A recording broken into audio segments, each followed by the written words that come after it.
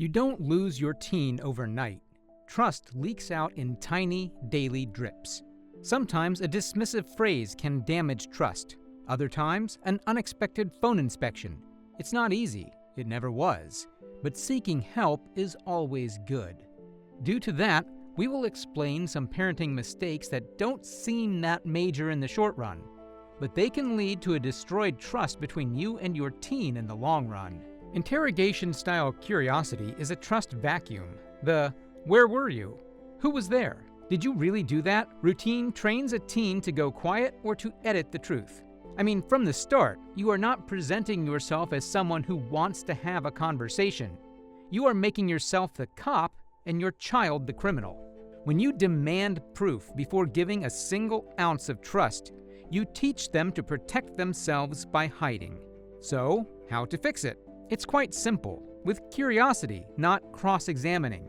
Open with neutral, non-threatening lines like, "Tell me about your evening," or "How did that go?" If you're genuinely worried, let them know that. Control your ego. Say the truth, like how you felt anxious when you didn't hear from them. Be clear about safety checks and keep them predictable.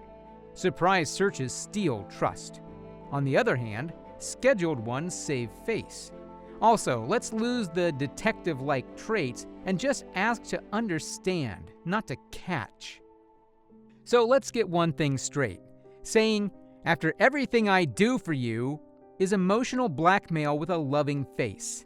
It coerces behavior now and deposits resentment later. Teens learn to associate intimacy with obligation, and they begin to avoid vulnerability to escape guilt.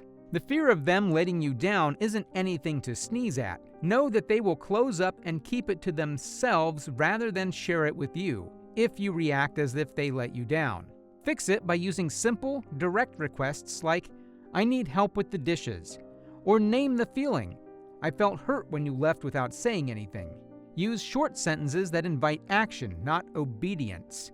Basically, remove the performance. No long speeches, no guilt trips. Just ask plainly and avoid ledger-based parenting. Telling someone their feelings are invalid is the fastest path to silence. We all heard, "You're dramatic," "It's not a big deal," or "Stop overreacting." These are phrases that make a teen retreat. They'll still feel things and express them, just somewhere you can't see them. To get this under control, you need to mirror before you manage.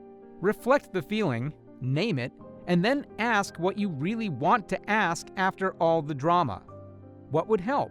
If you don't feel empathy in the moment, it's fine. We are all humans and have good and bad days. If needed, fake it for a couple of seconds.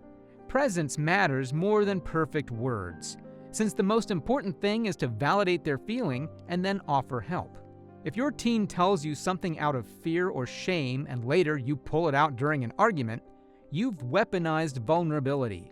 That moment becomes a lesson for your teen. It hurts, but it's basically to never trust. It's only natural after they get bullied for opening up. So, instead of doing that, create a sacred space rule. What they share in honesty shouldn't be used later as evidence.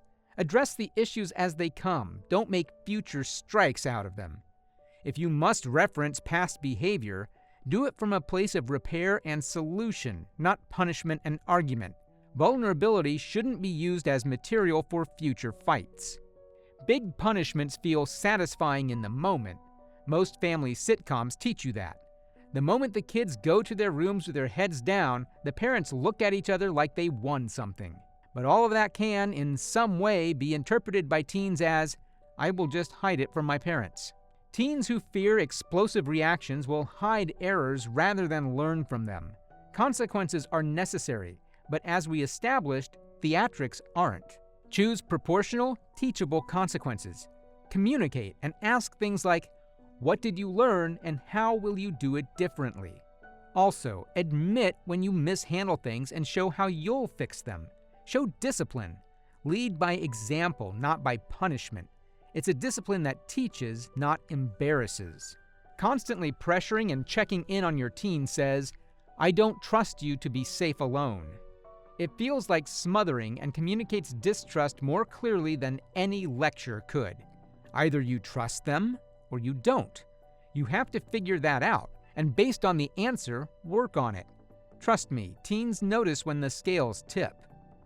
What's important is to agree on fair boundaries. A single arrival text, a quick safety message after big events, or some type of scheduled review.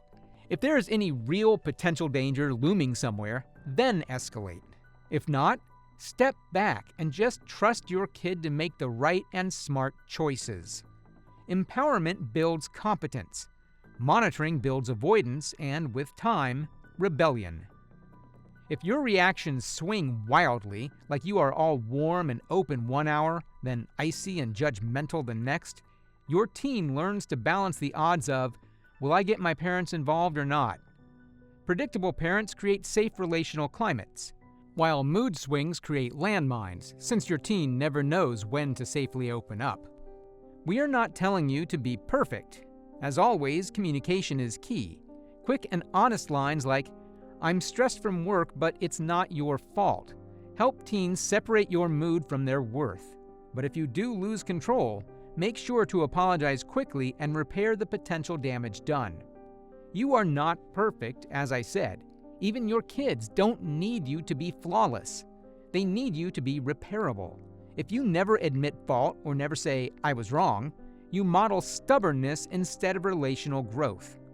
To fix this, honestly, bad look, practice short apologies with real connection.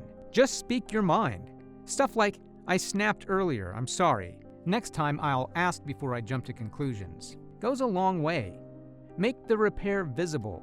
Let them see how adults fix things. Apology is a parenting power move. Acting like you are perfect is just a power move, and no one likes that. Before asking the big questions, set the stage. I want to understand, not punish. Things like that give your teen trust, since they see you want to know the details and not just get to the point where you can start lecturing them. After the confession comes pause. Think about it. See if it's an honest mistake or something that requires further action. Don't lash out, don't be impulsive. The truth is that all parents mess up, but repairing is what matters.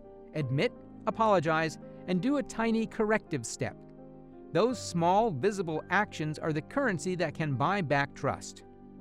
Sometimes things aren't minimal. Sometimes the problems your teen might have are more serious than you can ever imagine.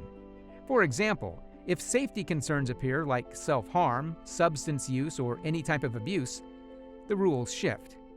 Safety then comes first. You step up and show that sometimes privacy has to come second. Still, transparency about why you act matters. Let them know why you are doing that. Let them know your train of thought. Don't be sneaky. You are the parent and they are the kid. You should always put their protection first without the need to cover it up. Trust grows in the slow, boring stuff, like the habit of arriving, the boring rituals, the small apologies that don't need an audience. Pick one tiny habit from this list and do it consistently for a month. The compound interest on that effort will surprise you, and it might surprise your teen even more. Trust me, they will see and feel the difference.